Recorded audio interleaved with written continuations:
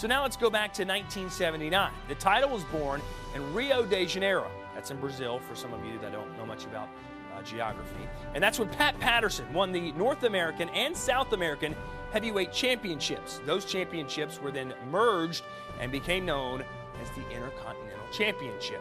Hence, Pat Patterson was our inaugural champion. Now, Patterson's legacy is largely attributed to the fact that he was the first Intercontinental Champion, and that made him a first ballot WWE Hall of Famer as he was inducted in 1996. Go ahead, pop off, me and my clique put on. I'm like a young McMahon, I'm here to get your bitch off. Like I'm Ric Flair, little finger to the big boss. Man, aka police, cause I'm over your head like guitar. Ladies and gentlemen, boys and girls, children of all ages, welcome to episode 3 of the Middle-Aged Outlaws podcast. My name's Ross, I'm here with Adam as always. Adam, how's it going? Yeah, not bad, thanks. Yourself? Yeah, I'm good, thanks.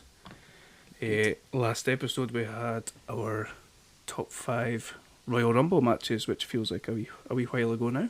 Yep. That was a good one though, good fun. It was. I need to ask you, given that it's, 23rd today? Yeah. Are you all ready for Christmas? I am.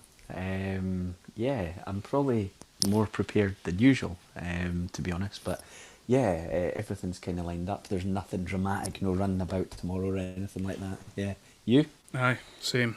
I think with the current circumstances, we've probably been organised or getting organised for a while, so.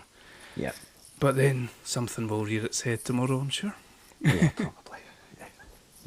Yeah. Today's a good one. Today's topic is I think one that you and I are both quite passionate about. I think we maybe talked about that in the last episode. Yep. Top 5 Intercontinental Champions. Yep. And I think it's only fitting that before we get into it that we take just a little minute and talk about the first ever Intercontinental Champion, Pat Patterson, who sadly passed away this month. And I was gonna, I don't know about you, I was listening to the Something to Wrestle With about that Bruce Pritchard and Conrad did about Pat Patterson. Yep. And there's just amazing stories about him. Yeah, I mean, he seemed like obviously a pioneer in so many ways. First, openly gay, mainstream wrestler anyway. But also, everything he contributed in terms of putting matches together. I think he was considered to be the finish man. And so many podcasts that I've listened to about wrestling in the past have indicated that it was felt that a big difference between WWF and WWE and WCW was knowing how to do a good finish. And I think so much of that went to Pat Patterson.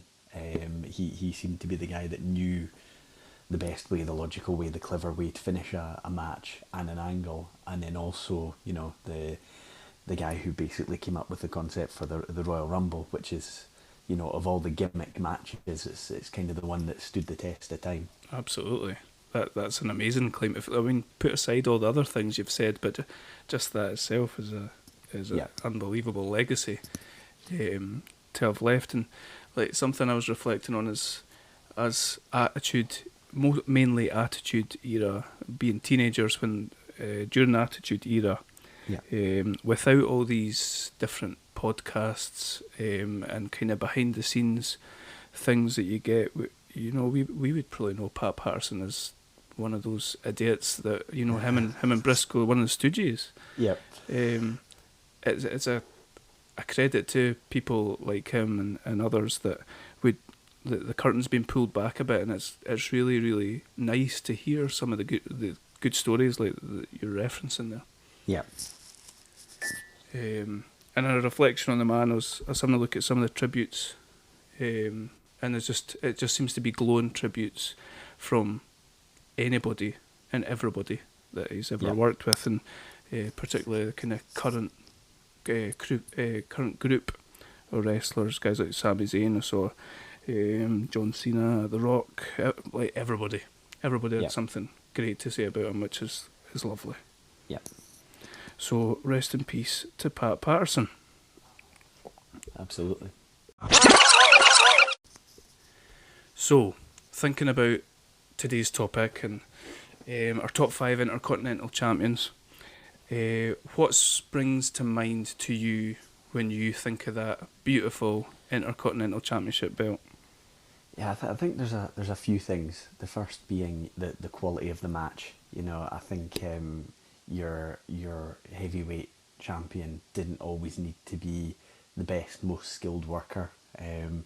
It for so many years, when I started watching, it was Hulk Hogan versus a big guy. You know, that tended to be it, and it was more about the story. You know, can he overcome the odds? Whereas I feel like even way back, and I think back to like Savage v Steamboat. And then, you know, a lot of the matches will go into from there on the actual just wrestling match quality, and I think, you know, historically this was the belt that would headline a lot of house shows and things like that, because the world champ would only be on occasionally. You know, he was a special attraction really, whereas this was more the workers belt and the guy that was going out every night having the, you know, competitive, probably quite long on a lot of occasions match.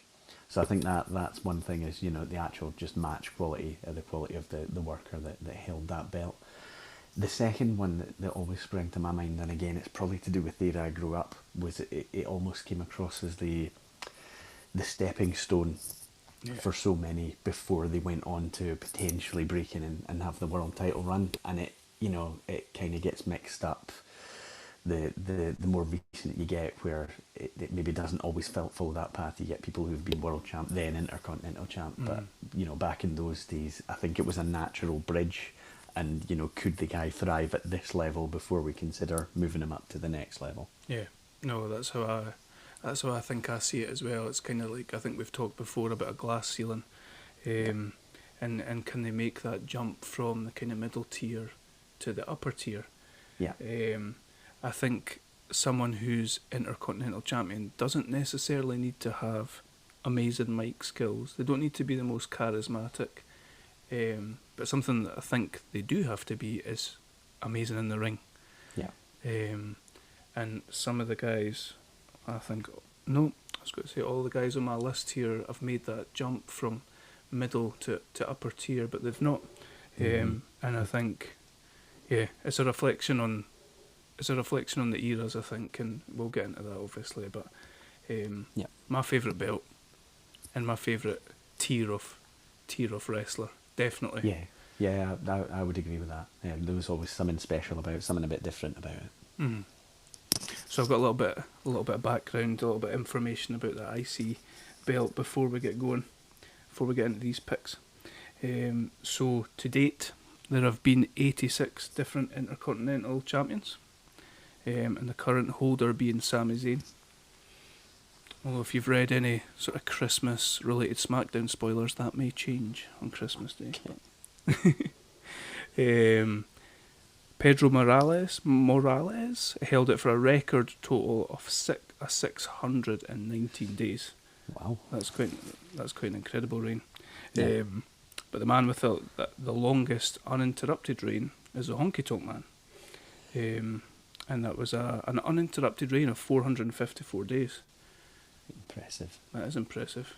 I wonder how many times he wrestled during that 454 days. The shortest reign belongs to, who do you think? Do you have anyone in mind? I'm trying to think when I was doing my research whether there was any that popped out as having a particularly short reign, but I can't remember if I saw any or noticed any. This one, I didn't know this, but this did come up when I was doing my relating to one of my picks, but it belonged to Dean Douglas, who held it for 13 minutes in fairly controversial circumstances. He was awarded it in the first place, but we'll get into that, I'm sure. Yeah. Only one woman has held it to date. Yep. Ninth wonder of the world, of course, China. Youngest champion to date, Jeff Hardy at 23, and the oldest is the Nature Boy himself, Ric Flair, at 56. I wonder when that was. Well, it must be a few years ago now.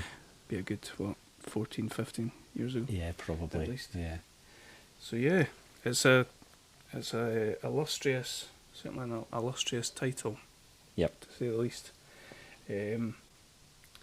So, are we ready to go? I'm ready. Cool. Okie dokie. So, top 5 Intercontinental Champions. Do you want to start us off and hit me with your number 5? Absolutely. So this, as I mentioned to you a few times, this took quite a bit of whittling down. Obviously, the number of champions you mentioned before, and quite a lot that I thought were worthy of being included. And then I think originally I noted something like 16, then got it down to 12, then I think 8 from there. So yeah, my number 5 is Edge. So he's had 5 championship reigns. The first being when he won the title 24th of July 1999, and he beat Jeff Hardy to win the belt just in a house show in Montreal. So Wow. obviously it was probably special for him being close to where he was born and raised. But it was a little bit of a throwaway, to be honest. So when I was looking into this, I thought, yeah, he won it then, but that wasn't really the start of his run. Did he drop it after winning it at the house show? Yeah. He lost it really soon after. It was basically a throwaway. And I didn't, when I was looking at it, I thought, I'm not really counting it as a reign, if you know what I mean. Mm-hmm. You know, he's won it and then dropped it pretty much immediately. And then I felt like the actual, he then went on to focus on his tag team again with Christian, which wasn't done by that point.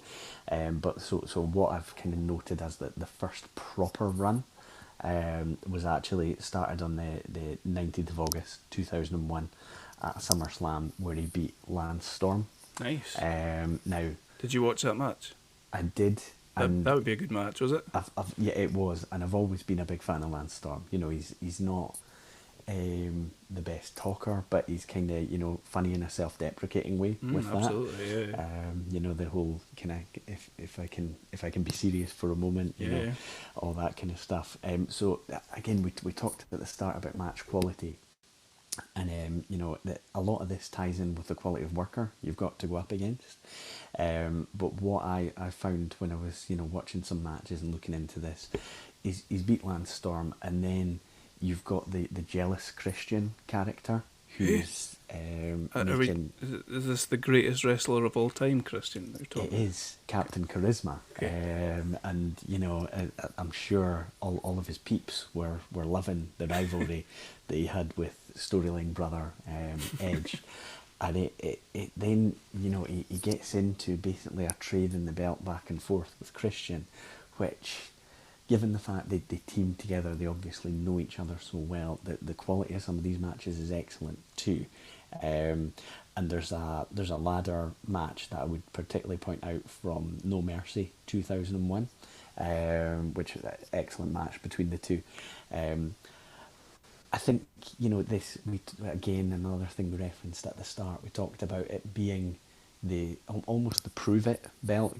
Go out, have your matches, but we want to, obviously you're going to get a bit more interview time, you're going to get a bit more mic work just through being in the role. And he thrived. I mean, Edge became a headliner so soon after his kind of Intercontinental run, and he, to be honest, he squeezed 5 reigns into quite a short period of time. Yeah, absolutely. He actually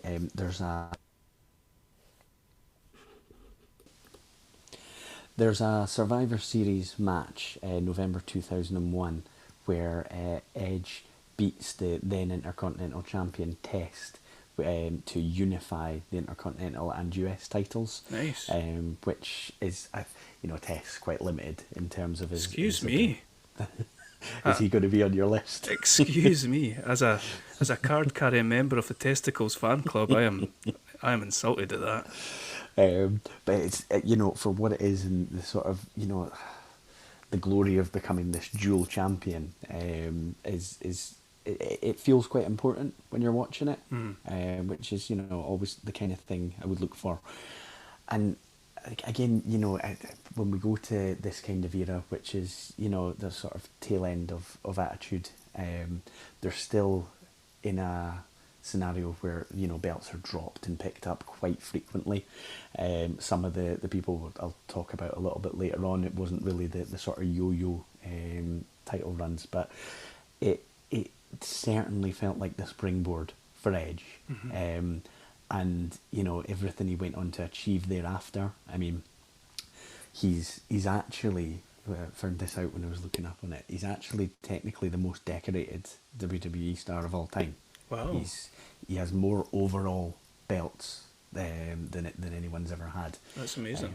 And, you know, I suppose when you take into account his run in tag teams with Christian, I think he also won tag gold with Rey Mysterio at some point as well. Yep, and Hogan. And then, yes, yeah, that's right. But he's also, you know, had multiple world title runs, both versions of the belt. And it felt like that whole run was what I think. He also went into a feud with Booker T just after it, and, you know, they just fed off each other really well. And I just get the feeling around that time, the sort of last period of his run with Intercontinental belts is probably the point where Vince McMahon was looking, thinking, wait a minute, you know, this guy's ceiling is a little bit higher than we thought originally. Because I would suspect they maybe thought, yeah, you know, he'll be the star of the team when it ends, and he'll be a good, you know, steady Intercontinental level guy, but ended up winning so many world titles. So yeah, he's my number 5, Edge. Thoroughly enjoyed watching back some of his matches. I don't know if it's a little bit of a loss. It's sort of that gap between Attitude finishing and Ruthless Aggression just sort of kicking off.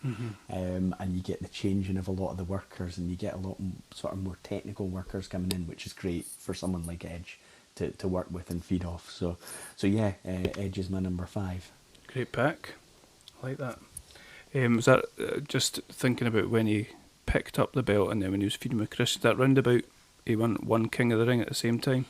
It was, yeah, shortly after, because it all rolled into Christian's heel turn and all that. Yeah, and just the jealousy angle, and you know, then leading to childish tantrums and things like that. And a lot of the tail end of that was around the time that they were having the invasion angle as well. That's right. Which, you know, it did distract from it a little bit. You know, belts almost felt a little bit watered down because there were so many of them, which is why I thought it was good that he had, I suppose you could look at the US belt as being the WCW version of it. Yep. And then they combined the two when they felt, I think, clearly there were just too many titles going around, and Edge was the guy who was seen to be, you know, the person who should be the top of that kind of tier. Poor test. That's all I've got to say about that. Cool. Okay. Good pick. I like that. I'm really glad that you picked Edge, because it's not somebody that I've got on my list. He's an honourable mention for me. Okay. So yeah, nice one. So my number 5 is a guy that you might have heard of, Shawn Michaels, the Heartbreak Kid. Okay. So I have him as my number 3. Okay. Cool. So okay, cool. So I'll tell you why. This was difficult. Do you know, I was maybe going to leave Michaels off my list. Absolutely nothing to do with his in-ring quality. Everything to do with the type of person that he appeared to be. Yeah. Round about the period that he held the belt. So he initially won the belt on a Saturday night main event, beating the British Bulldog. And this must have been not that long after the barber shop incident. I think he pushed on from the Rockers for a while. They stuck the IC belt on him, and he traded it back and forward with Marty Jannetty. But there's only, I mean, realistically, when you're thinking about Shawn Michaels and thinking about the Intercontinental Championship, there's only really, if you're thinking of one match, there's one match that kind of defines his 3 reigns, and that's That's a WrestleMania 10 ladder match. Yep. He ended up relinquishing the title. He relinquished his title twice. Yeah. That's how much of a dick he was. Yeah, he did it with a world title as well. So. He didn't lose his smile this time. He just got his ass kicked by people that he wound up in a bar. That's the second time he relinquished it. First time, I don't know why he gave it up the first time, but the first time it led to Razor winning the vacant belt, and then Shawn returning and saying, "What are you doing? I'm the champion. I'm the Intercontinental Champion." So they had that absolute, just groundbreaking ladder match at WrestleMania 10, which I think we've spoke about in the podcast before, but always happy to go back and watch that. That's for sure. I think I didn't know that there was another ladder match until you mentioned it to me, and then I went and watched that. I think it had just slipped my mind, but I can tell you why he vacated it. Okay. He failed a drugs test for steroids. Oh, that's right. I remember. And he has always claimed that he didn't take any. Now, he said that he, was taking various things at that time, and it does make you think, why would he lie about that?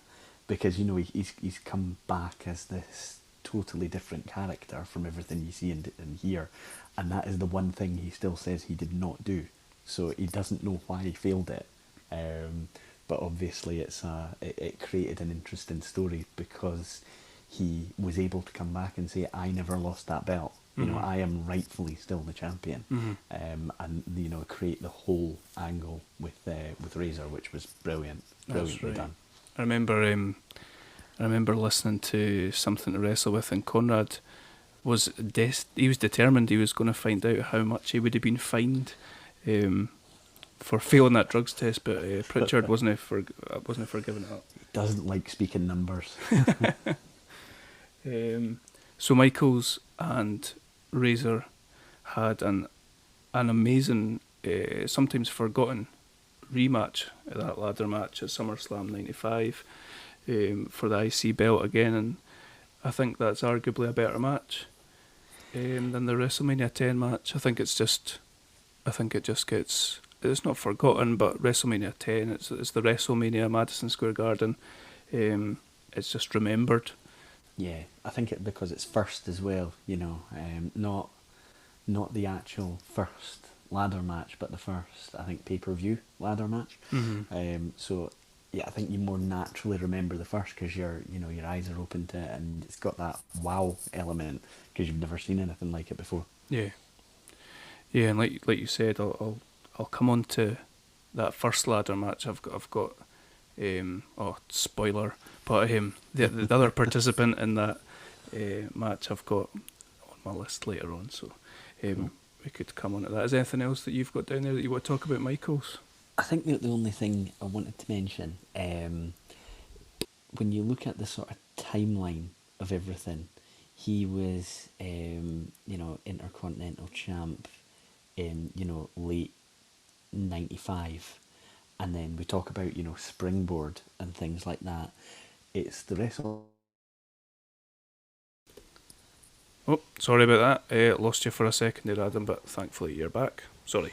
Yeah, no, that's fine. I was just talking about the fact that when Michaels went from the Intercontinental level to the world level, something had changed in Vince McMahon's mind about him, and the fact that he's actually one of the people, and we'll probably talk about more, where there's the logical path where you're in the tag team and then you're the breakout from it, and then you go through an Intercontinental run and you end up in the world title picture, and he is one of the performers that has had that very logical path, and was obviously, I think things like his performance in the ladder matches and things like that would have, really impressed the likes of Vince McMahon, who would have then looked at it and maybe said, this guy, regardless of size, regardless of issues, can be the top guy and is going to be the top guy. It's really interesting because and it's a cliche at this point, but like everybody says, anything you listen to, Vince likes big guys, big meaty, giant muscle bound guys. But Michaels is obviously never that. And then it's such a massive credit to him that in that era, he's become one of, if not the biggest star. Yeah. Okay, so Edge, Shawn Michaels, number 5, and Michaels number 3 for you. Yeah. Okay, so our number 5's in the bank. Who's your number 4? Yeah, my number 4, this one, it's a funny one because I'm going to explain why, which is, I think, childhood and having this idea of what an Intercontinental performer should be. But it's one of those where when I actually started doing the research, everything felt like it was a far longer, bigger timeline, and there were way more matches than there actually are when I looked at it. Are you reading my notes? So my number 4 is Mr. Perfect. Mm-hmm. And he is not one of these guys that, moved up to world title level. I think he had a few matches challenging for world title, but he was obviously never the guy. They never put the belt on him. What he was an incredibly accomplished worker. So he actually only had 2 title reigns at Intercontinental level. His first was when he won the belt in a tournament after the Ultimate Warrior vacated it following his World Heavyweight title win over Hulk Hogan at WrestleMania 6. He beat Jimmy Snuka and Tito Santana to win that tournament. And he has this awesome, cocky, before there was such a thing as cool heels, Mm-hmm. you're kind of watching interviews and vignettes and everything that's on the old style programming, and he's throwing a basketball in from halfway on the court. He's even though when you're looking at it, so much of this is fabricated and designed to make him look great, you're still looking at it thinking, this guy's cool, this guy's Totally. got something. This guy can throw a towel behind his back and catch it. Yeah. And I think I used to, even though he was the heel, I just loved watching him. There's some in his performances, he was one of the best sellers I've ever seen. He put guys over brilliantly. Yeah. And I'll talk about that in a few minutes. But they teamed him up with Bobby Heenan, which just always feels like it adds that level. It kind of elevates a guy when he's got Heenan, but he probably didn't need Heenan, because he could talk brilliantly. He could work brilliantly. So he loses the belt in August 1990 at SummerSlam. He loses the belt to Texas Tornado, Kerry Von Erich, who I think from what I remember was like a stand-in. It was never supposed to be him that was in the match. I think it was maybe Brutus Beefcake that was supposed to be in the match. Right. And they had to change it for whatever reason, so the Texas Tornado gets the shot. That match, I was really looking forward. I was loading that up. I should say Mr. Perfect's my number 3 on my list. So I watched that match, and I was really looking forward to watching that match. And then you'd opened a packet of crisps, and it was finished. Yeah, and it was almost a squash. The only sort of saving grace is obviously you're wanting to make Tornado look good, look strong, and the sell job by Perfect is really good, but also you didn't come out of it thinking he couldn't beat him in a rematch. You came out of it thinking that all happened in such a whirlwind, and that was probably the idea, that he's been taken by surprise. And it didn't really take the gloss off him an awful lot, even though he loses. But also he makes Tornado look really strong. So yeah, that's how he lost the belt. And I've got December 15th, and it's just a episode of Superstars. He regains the belt from Texas Tornado, and then this is sort of what I was touching on previously when I was talking about in my mind. It's so much more, and there's so many matches and things like that, but there weren't really. So I've got a couple of notable things where he's got a WrestleMania 7 match with the Big Boss Man. Big Boss Man, another, I think he's like a really good worker that maybe goes a little bit unnoticed, because for a big man he was really athletic and, you know, could jump around, could bounce around and things like that. But again, there's a really good selling job that Perfect does to make Bossman look good. Ridiculous. He's taken all these bumps, and no wonder the poor guy had to retire early. I've got written down here, this match against Bossman, I've actually written down selling machine. He's just putting him over like nobody's business. He does a great job.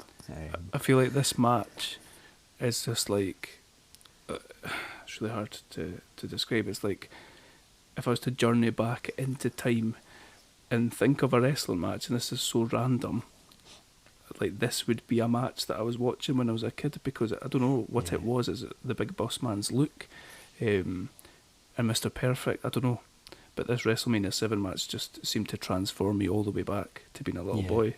It was really just like really good fun to watch. Yeah. Now obviously they didn't want the belt on Bossman, because he retains Perfect, although is it by disqualification? Disqualification. Yeah. There's about 6 different people running about. I think the Heenan family get involved, don't they? And then, you know, the sort of the one that always stands out to me, the iconic one, is where he goes on to lose the belt, and that's SummerSlam 91. Loses the belt to Bret Hart. So Bret Hart, who you've already given your spoiler, you know, I'm going to be able to go into a little bit more detail later on as well. But I felt like that was two brilliant workers. And if you ever hear any comments by Bret Hart talking about Perfect, I think he's one of the favourite people he's ever worked with, because he made everything look great. Really? But he wouldn't hurt anyone. You know, everything was so safe that Perfect was doing to him, but looked good and looked real, which is, you know, the epitome of a good worker in the ring, is that you can make it look real, but it's, you know, not going to hurt a fly. I'm glad you said in the ring, because the rumour is on an aeroplane he's pretty deadly. That's what Brock Lesnar says anyway. So I mean, all I would say, if anyone listening hasn't seen this match at SummerSlam 91, it's, you know, a technical masterclass between the two of them. Puts Bret over really strong. He taps to the sharpshooter, and, you know, that's Bret kind of anointed as the man at that level. And it just felt so selfless. Like, Perfect is looking at this as, my job is to make you the guy. To get him over. And when I was doing a little bit more reading into this, and I wasn't really aware of the timeline beforehand, Perfect's back at this point is wrecked. He I think, is aware that he's not got much left career-wise, but he still takes every bump. You know, he's doing everything to put Bret over, which I think shows the sort of standard and level of worker he is, and also I think the respect he had for his opponent, which is a big thing. It's important. So yeah, that was really the end of his run, but I think he put Bret over to such an extent that Bret was, you know, well on his way to, you know, singles stardom, but a lot of it because of that. Yeah, it really is just an amazing technical match. And if you prefer that type of wrestling, storytelling, guys taking their time working together, it's just amazing. It's so good. And yeah, I'd just mentioning his back there as well. I think I'd read about his back before I watched that match, and it gives you a totally different perspective. Yeah. Watching the match, just some of those bumps he's taken.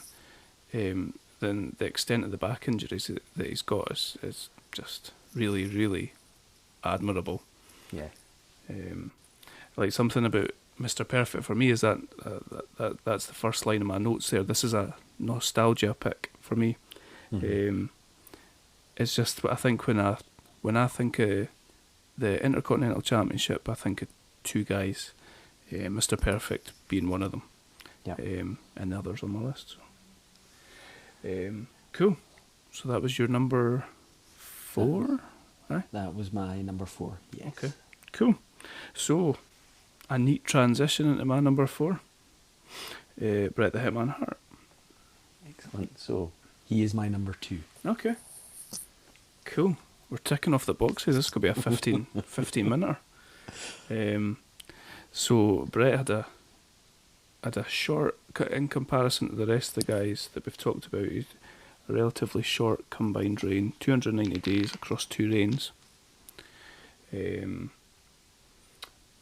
one of the very first matches that I watched was this is commitment to your podcast, sitting watching a Bret Hart versus Skinner match. But like I'm sure you've heard the same thing before. I've heard the thing where people say Bret could have a match with a broomstick, and put the broomstick over. So never going to complain about watching a Bret Hart match. Yeah, I think one thing that I've mentioned in my notes, similar, it's not the longest reign, but I'm pretty sure he would have been out there every night, taking on different opponents and things like that, because I think that, he's one of those guys that probably didn't get a lot of days off or didn't ask for a lot of days off. So yeah, short reign, but probably a hell of a lot of defences, I would have thought. Yeah, aye, I know what you mean. Like, I could imagine him seeing, what we were talking about being the worker's belt and being like a high accolade. I can imagine he obviously takes himself really seriously, and he took his character really seriously and all that. I'm sure he would have saw it as a really high accolade to hold that belt. And so thinking about some of the matches, and something that you'd referenced earlier, he had that first ever ladder match in WWF. With Shawn Michaels in 1992, which was it's amazing to go back and watch something like that, because like you'd think you would be a bit desensitized from all the guff that goes on these days. Is some of the ridiculous spots with guys going through tables and all sorts of guys getting set on fire, obviously. But I think that people like Michaels and Razor Ramon and Bret Hart, they're so good at their craft. They're such good storytellers that these matches still hold up. That ladder match really, really holds up. It's really worth watching. Yeah. Agreed. And probably the biggest match of his reign was at SummerSlam '92, which was one of the times when the Intercontinental Championship headlined the pay-per-view against his brother-in-law, Davey Boy Smith, at Wembley, which is another bit of a nostalgia trip. Just a great match. Yeah, I'll admit I didn't rewatch the Skinner match. Oh, come on! But I did rewatch this one, and you're talking about a full Wembley Stadium, and it has a big match, big event feel to it, and if everyone is there to see Bulldog win it, popular as Bret was in Europe, everyone's there, I think, probably knowing that Bulldog's going to win it beforehand, but having heard the stories about the shape that Bulldog apparently was in at the time, some substance issues and things like that. From what I hear, Bret had to kind of, work the match. Like drag him through it.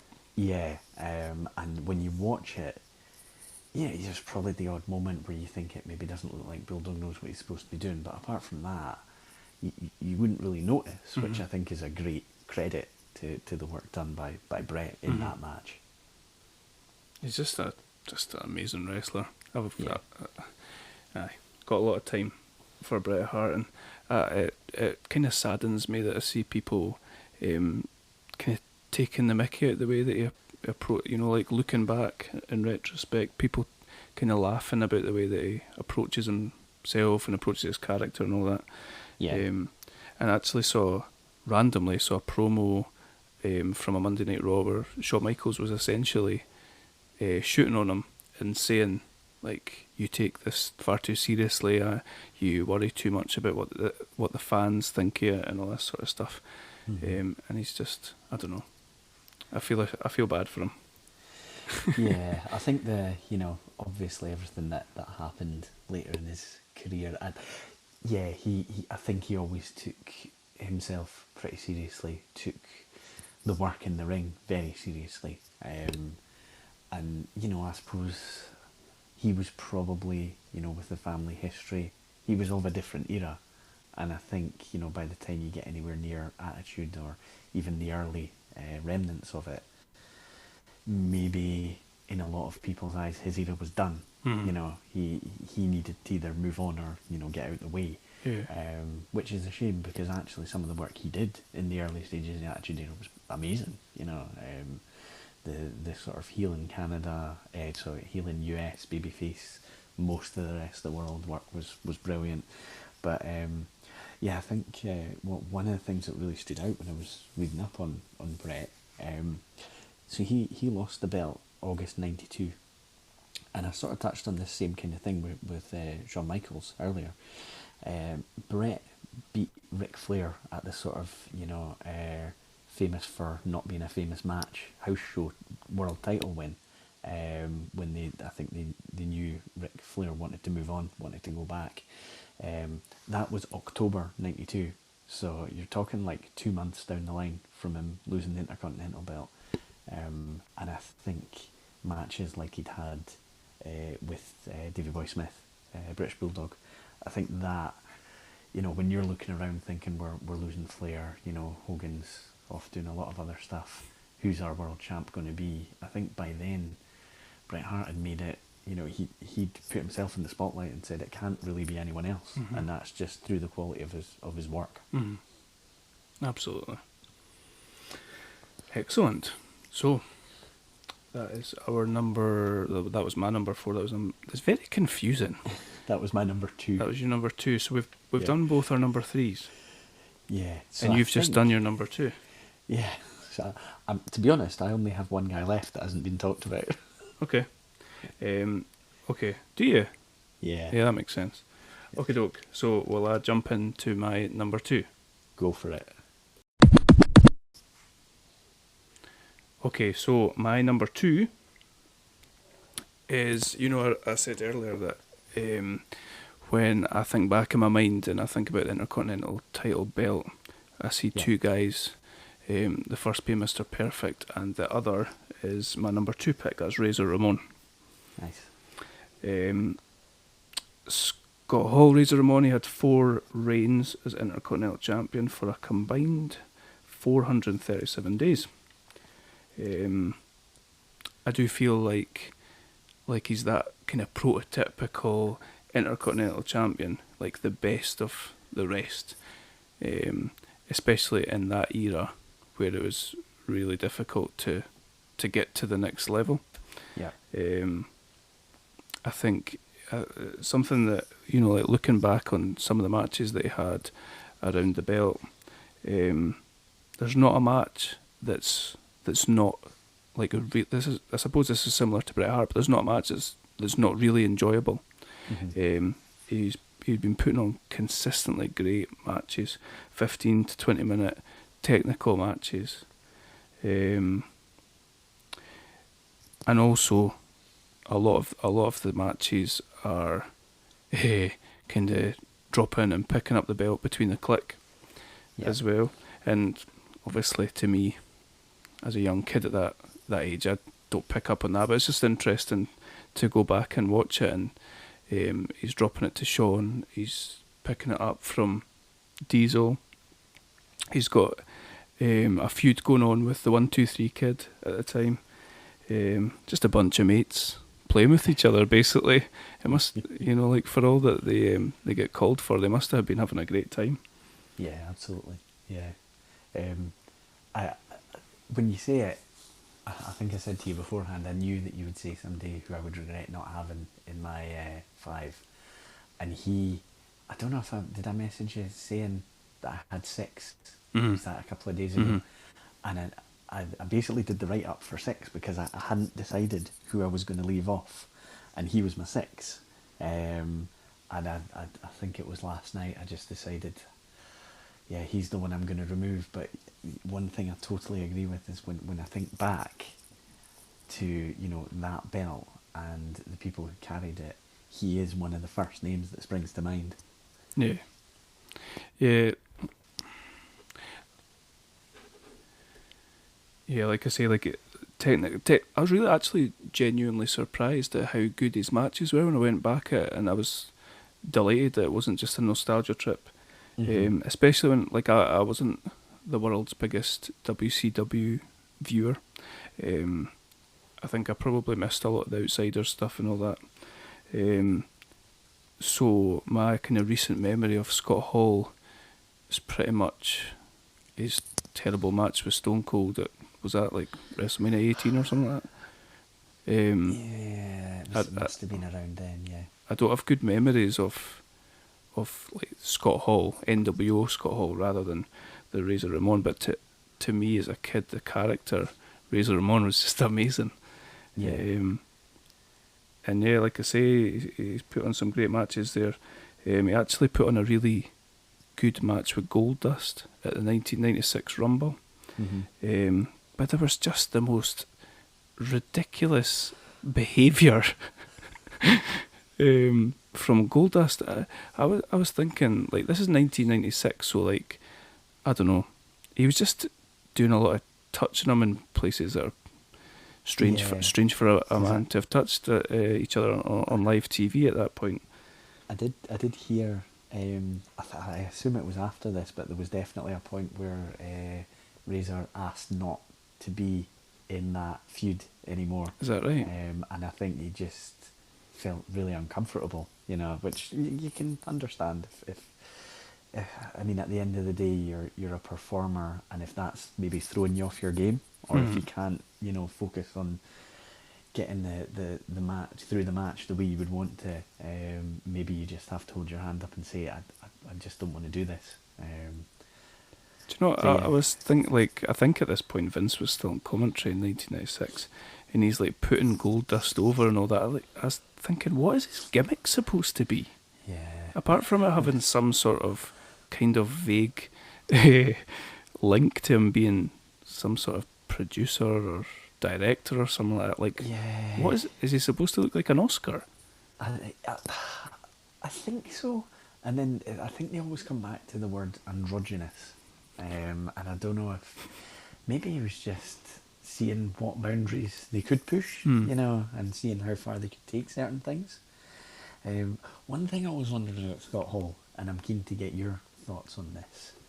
For me, he had everything that you need to be world champion, but he never was. You know, I don't think he ever was in either company, actually.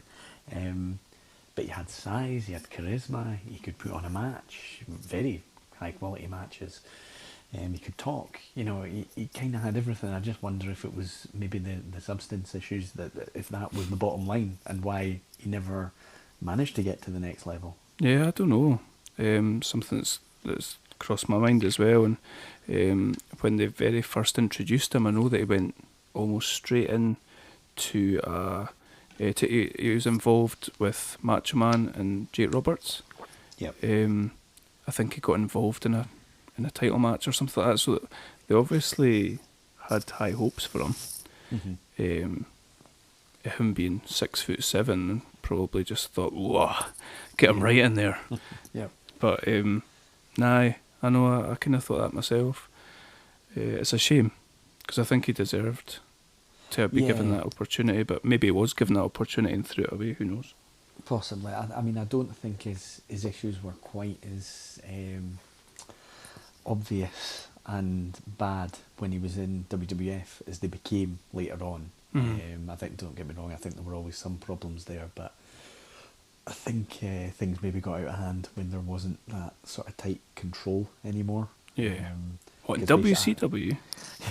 Because I've just got to imagine that if you turned up in no fit condition in WWE, you're not going on, you know.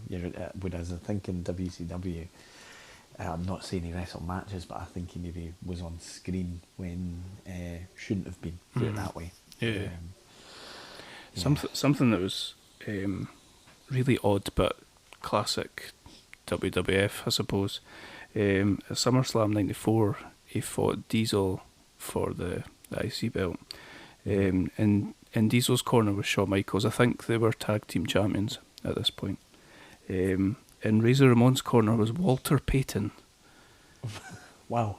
The running back for, I think, I want to say Steelers. I don't know who I'm Walter. not too sure. I mean, I know that there's the award named after him, but I'm not too sure. You know, the Walter Payton Man of the Year. That's award. right. But yeah, I'm not too sure about who he played for. But yeah, that's pretty random.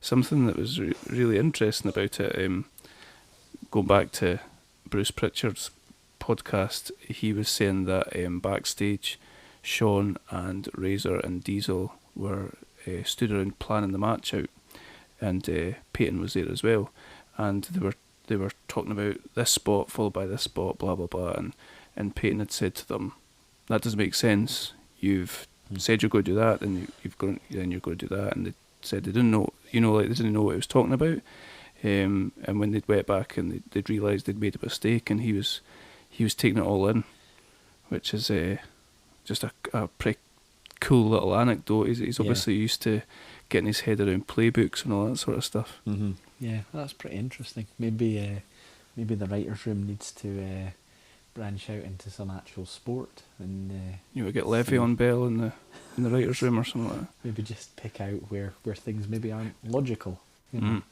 That could take a while. Excellent, cool.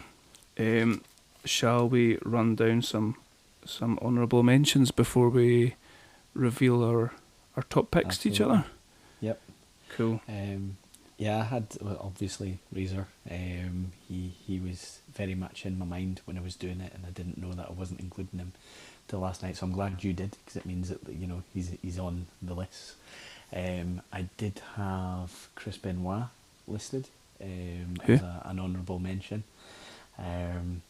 And I'm probably going to reference him when we're talking Jericho. So, is that a spoiler? Apologies for that. And I did mention again. This is maybe a nostalgia one that I had. I had Honky Tonk Man listed because the long reign. Although, when I started looking, I couldn't find all that many impressive matches. But I was going to ask you to name someone that he fought, but you could probably pull one out your arse. I mean, I know Warrior beat him in like 3 seconds to win it off him, so I probably would have to name that one. This maybe would have been a single match pick, which I didn't think would have been right, but Randy Savage, and he went through being the IC champ before moving on to the next level, but his match with Ricky Steamboat is one that's always in my mind. Yeah. I thought you might have dropped him in there. I know you're a big Savage mark. I wasn't sure. I think I am, but I think one of the things I was trying to do, and it's not foolproof on the list, but I was trying to think of guys that when I think of their name, I associate them more with the Intercontinental belt than the World belt. And I probably associate Savage more as World Champion than I do as Intercontinental Champion. That's totally fair. Yeah, so yeah, there's just a few guys. When I had the list of about 16 originally, there were some that were a little bit easier to take off when I properly thought about it. And I just thought, well, what did they really do, or what did they really achieve from it? Where did it take them anywhere, or was it just I think you do see a lot of guys that's just their level, and they've maybe held it a few times, but nothing really came of it. So yeah, there's just a few names from me. Cool. I've got a few here. So Benoit, like you said, Benoit had 4 reigns, and I'm sure we'll talk about him. Yeah.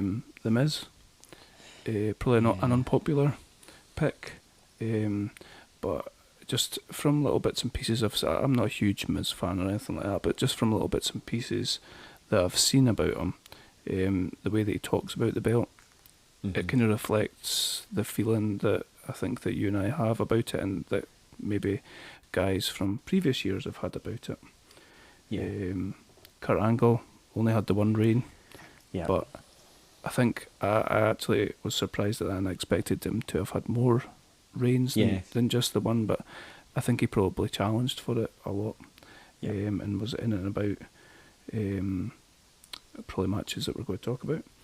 The Rock, Triple H, Stone Cold, Christian, Jeff Hardy, Dolph Ziggler.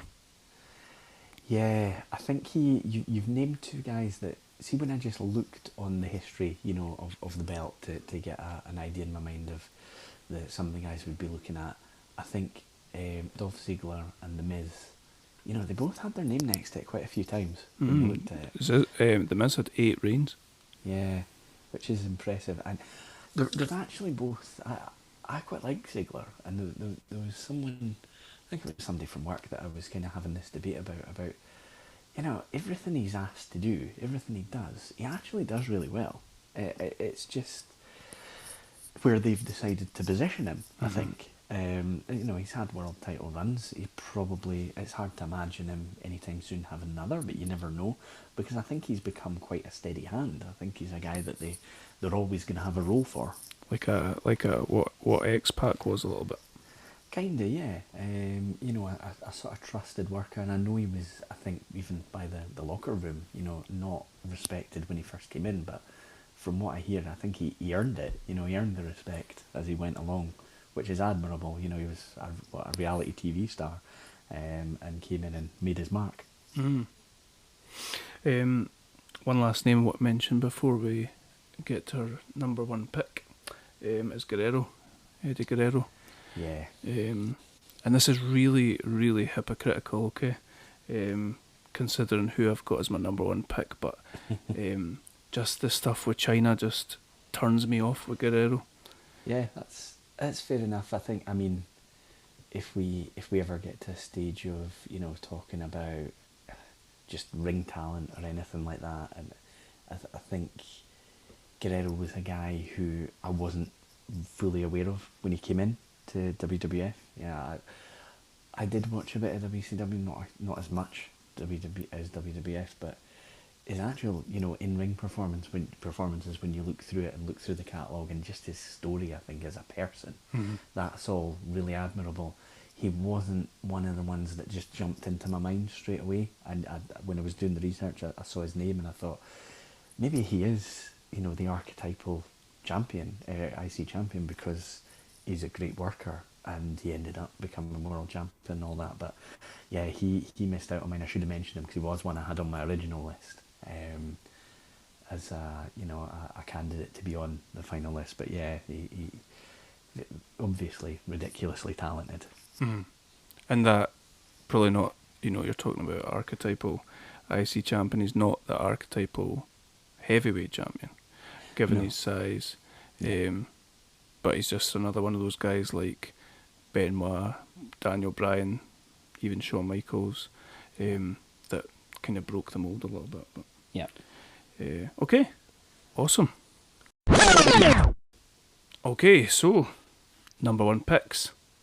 I have a sneaking suspicion that we might have picked the same person, especially given the lists we've just went down, and all the different people. And thankfully, you've told me that it's not Savage, because that might have been one of your picks. So, I'm going to hazard a wild guess that we've both picked the man with the most number of reigns as Intercontinental Champion. Yes. The Ayatollah of Rock and Roller. Yep.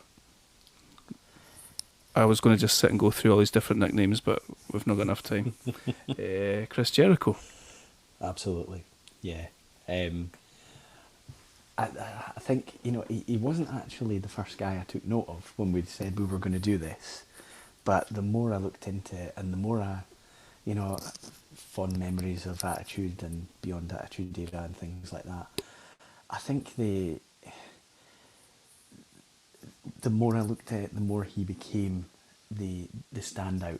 And, you can see the most title reigns, 9 Intercontinental Championship runs, which is amazing. And he always had a storyline, and he always had great matches. He always had charisma. He, I think, to be honest, had to prove it. Going into WWF, I think he had the hot intro with The Rock, interrupting The Rock, the countdown clock, all that awesome stuff. And then he did fade a little bit, and I think he kind of was able to build himself back up using the Intercontinental Championship. Yep. And he's also a guy who, he got to world title level, but it never really felt like his career was on a downturn because he went back to Intercontinental level. It always felt like he was in some sort of important angle. And I feel like the title can elevate the guy, but it can also go the other way. And at times, we can talk a little bit about the runs and the years that he's had the belts. I think he at times was bigger than the belt, and he maybe made it seem more prominent again, because it's not a title that always feels as important as it did when we were kids. Yeah, I totally agree. And this is a more general thing about Jericho, but it's not the same guy that's held the belt all those different 9 times. It's a different character every time. And that thing that you were saying there about him getting himself over kind of regardless, harks back to his time at WCW when basically, I don't remember where I've read this or heard this, but they basically didn't have anything for him, so he just went out and started doing things himself and getting himself over. I think this was round about when he was in the kind of cruiserweight division, and he started listing all the various holds that he could put on people, and that was all him himself, and he was asking for stuff, and they didn't have anything for him, so he just did that. But that's obviously, that's before his Intercontinental Championship days. But even if you were to put aside the character, the matches that he's had whilst either competing for or holding this belt are just amazing. And like I said, that's putting aside his character. He could be a terrible worker, and he would probably still be on this list, because of his ability to on the microphone and with different people. And I said about Guerrero and his work with China kind of puts me off, but with Jericho, I've heard it say that he kind of took it as a challenge to get her over. I mean, pretty much everything you've just said. He's created so many characters, even when you look through his Intercontinental runs. Like you said, it's not the same guy winning it time and time again. It's a different character so many times. But one of the things I was looking at this, I think maybe when we do these, you think of who your most fun guy is to actually research, and that tells you something.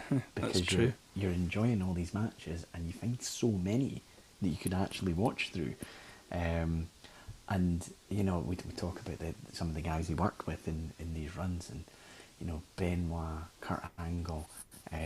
He made it work with China. It's not, I'm sure the position or the opponent that he would have wanted, but so much with Benoit that worked so well. And then even in the sort of later times, he's got matches with good workers like Christian and Rey Mysterio and people like that, where it just great quality matches. Yep, and always seeking to get someone over, I think, as well. And when, you're running down the list there and you're going through the years, from Angle and Benoit around about 2000, RVD 2002 kind of era. Forward a couple of years, Christian. Forward 4 more years, Kofi Kingston. Rey Mysterio. He's working with different guys, younger guys, and getting them over and selling. And he's certainly not one of the guys that you feel is going into business for himself or anything like that. No. And I think the last time he held it was around about that 2009 time. And just in isolation, that's about 9 years. I think he's been involved in the kind of IC picture there. In isolation, that's an amazing career. And you sort of referenced what he did before, coming to WWE, and there was a Eric Bischoff podcast I was listening to, and he's not, you know, the easiest to listen to. He's comes across as a bit bitter at times, and maybe trying to take the praise for everything that went right. But he was talking about Jericho, and he was saying he actually said, I would love to sit and be able to take credit for anything he did, but I can't, because it all came from him. It was all his ideas, and he was trying everything to get a prominent storyline of some kind. But it never came across that cared is the wrong word. It never came across that he was overly invested in who won. He just wanted a proper story, and and that comes across as well when he's landed in WWF and he's got, you know, all these brilliant opponents to match up against. There's these excellent stories that are going on throughout all of them, and you know, one of the things that I'm sure we would speak about was the WrestleMania 3-way match between him, Angle, and Benoit. Yeah. And there's 2 titles on the line. It's quite unique. I don't ever remember seeing anything like that before. And you know, the story arc of it is Angle is the, what did he call it? The Eurocontinental, yeah. Brilliant.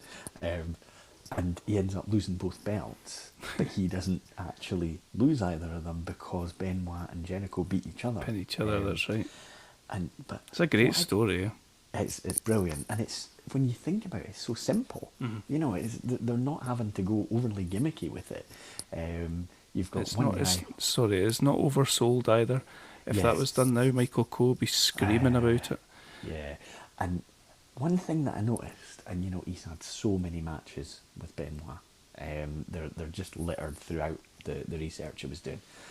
I didn't realise, I probably suspected from the Benoit side, I didn't realise how hard hitting those are until I was watching it. Yeah. Like, they are, you know, they're not too worried about getting a black eye in that match. You know, they are properly swinging and making it look as real as they possibly can. But I suppose, you know, a good worker isn't too worried about getting a black eye. He's worried about getting a, you know, back injury or a knee injury or something like that. But yeah, they are hard hitting matches, and I think that was just the way they meshed together, the two of them. Yeah, I think Benoit went like that generally.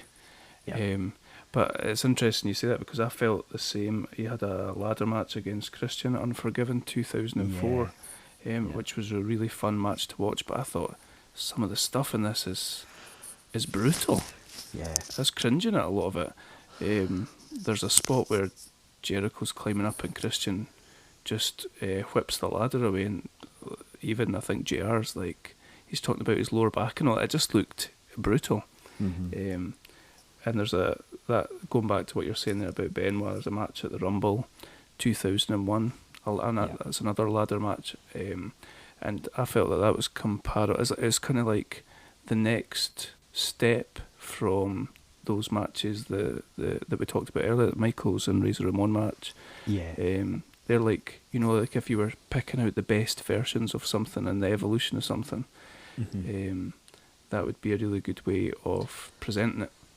Yeah, I wrote in my notes, Royal Rumble 2001 Jericho v Benoit ladder match is a classic. And it's kind of, I suppose, a bridge to how you get from the previous ladder matches to what they ended up doing with the tag teams. But again, the biggest thing, it felt like, or it looked like from the matches and the research, they pretty much feuded for a year, Benoit and Jericho. Yeah. And they must have had, you know, 6 or 7 pay-per-view matches within a 12-month period against each other in one way or another. Yeah. But it never felt stale. It never felt like you were seeing the same match twice. Totally. Which just seems amazing when it's that many times in that short a period of time. They kind of feel like the highlight of... They're like that kind of midpoint of a pay-per-view, but they're the highlight of the pay-per-view. Yeah, I mean, you're unlikely to get a better match. And, you know, you might see a bigger star. You might see, I don't know, a cooler intro or something like that, but you're not going to see a better match. which, yeah, just admirable. And the you know, you touch on all the way through his career, and you touched on it with his belts, the sort of the reinvention of the character as well, because he could be the hard-hitting guy that you saw in all those matches, but he could also be a bit of a comedy character. And yeah, just and even though he was the first ever undisputed heavyweight champion, I still think of him as the guy that had all those matches, you know, with your Benoits, with your Angles, and just tore the house down with them. Absolutely. And something about probably getting beyond Intercontinental Championship chat here, but you know, like something about Jericho's is you know, his moveset doesn't contain like a swanton bomb or anything really wild, but everything is kind of a throwback. Him and Benoit and Angle, throwback to putting on good, technical, interesting, fun to watch matches. Yeah. Without needing to go even in a ladder match. I don't find that the ladder matches are littered with, oh my god, ridiculous spots. They're quite logical things that they're doing. Yeah, I think that's the key. That's the word, logical. Because if you are watching something and you put yourself in the shoes of the guys that are in there, and you're thinking, how would I go about that? Is my objective. How would I go about it? Whereas, you know, don't get me wrong, there's a hell of a lot of ladder matches out there that I love that are more spot fests. But everything felt like it had a reason behind it. You know, why would you do this? Why would you do that? Whereas in some of those other matches, you know, somebody's fallen off the top of the ladder, and we're, other than maybe eliminating somebody from the match, where's it going? You know, some of the Jeff Hardy craziness that you saw over the years, brilliant for, you know, the visual in that second, but within the context of the story, I just felt like everything that we saw from these guys was logical. We're starting to sound like JR a little bit here. It's not what we were aiming for. In any sort of context. But no, and I think as much as that is true of Jericho, I think that parallels with Benoit as well. A lot of this stuff, yeah. maybe even more so. Everything that he did in the ring had logic to it, and he was doing it for a reason, and not doing it as a ridiculous spot. Yeah. But yeah, do you think Jericho gets the credit that we are giving him here? Do you think he's underrated? I think he probably is. I mean, if we get to the stage of talking about, you know, greatest ever, and we look at trying to take every factor into account, you know, in-ring ability, mic skills, natural charisma, the thing that's always going to leap out about him is the evolution of character, which allows the longevity. Because, you know, he went through a stage of disappearing and reappearing for a while, which I think kept the character fresh, but he never came back as the same character. It's a bit like Albert. Sorry. But, yeah, I think he's probably, you know, in industry, probably really highly regarded and respected.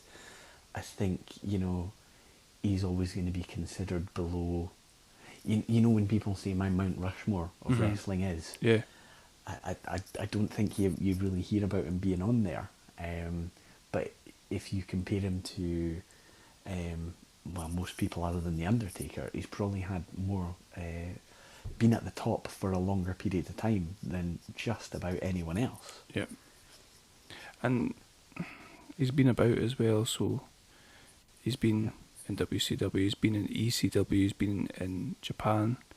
It's not just like he's had well, not to say that there's anything good or bad about it, but it's probably helped him to reinvent his character.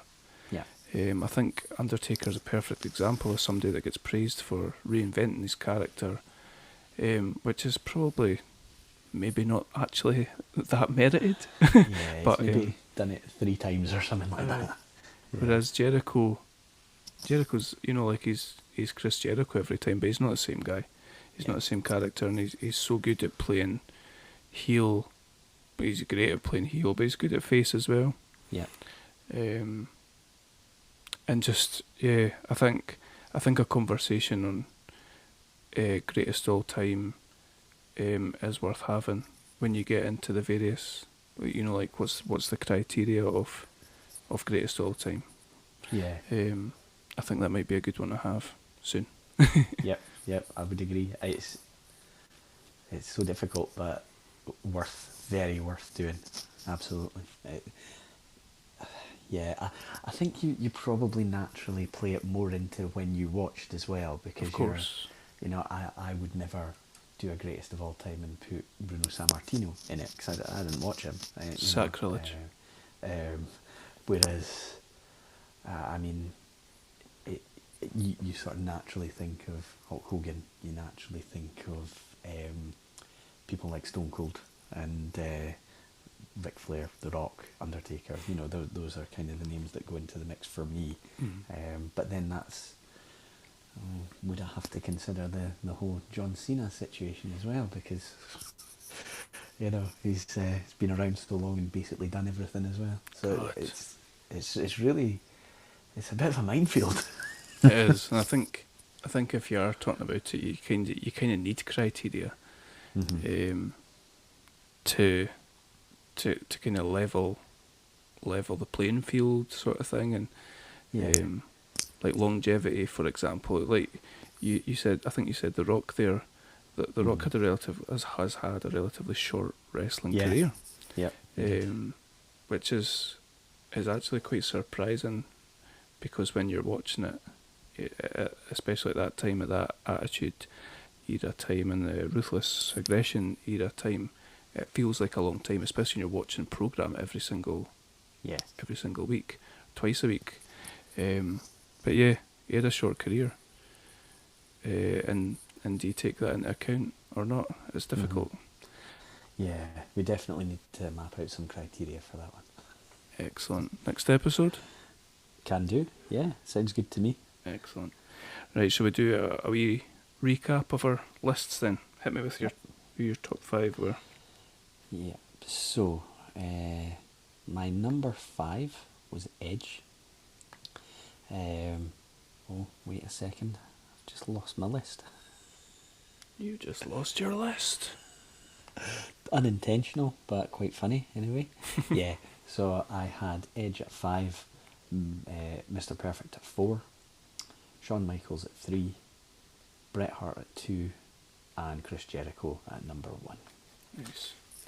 And I had Shawn Michaels at 5, Bret Hart at 4, Mr. Perfect at 3, Razor Ramon 2, and Chris Jericho at number 1.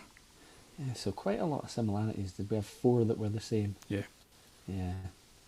Interesting. Unsurprising, really. We're the same age. Yeah, I think we always knew, but I do wonder if that could be quite different when we talk greatest of all time. Mm-hmm. Yeah. We could just call it now and just say Christian number 1. And I need us at some point to do a list he can be on, because he is one of my all-time favourites. Best ever TNA champions. How about that? Maybe no way. Maybe not. Ron Killings. Nah. No, we'll get him in there somewhere. We'll be doing tag teams at some point. We could do best ever the Marty Jannetty of the tag team. I quite like that.